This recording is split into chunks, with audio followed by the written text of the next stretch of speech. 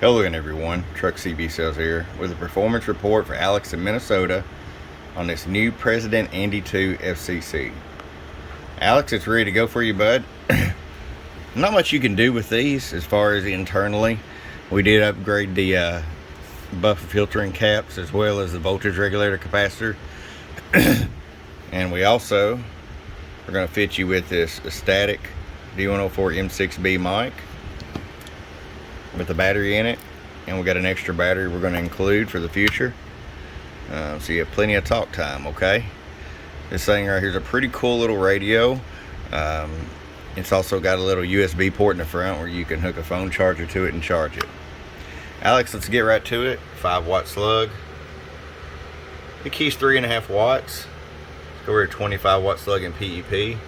Hello, 1 2 3. Audio 1 2 1 2. Hello. Test 1 2 3 4 5. So it floats around 15 to 17 watts PEP. But I tell you what, it's a real compact radio. I've got pretty small hands, and you look like I can cover it completely. But I think you're really going to enjoy it, Alex.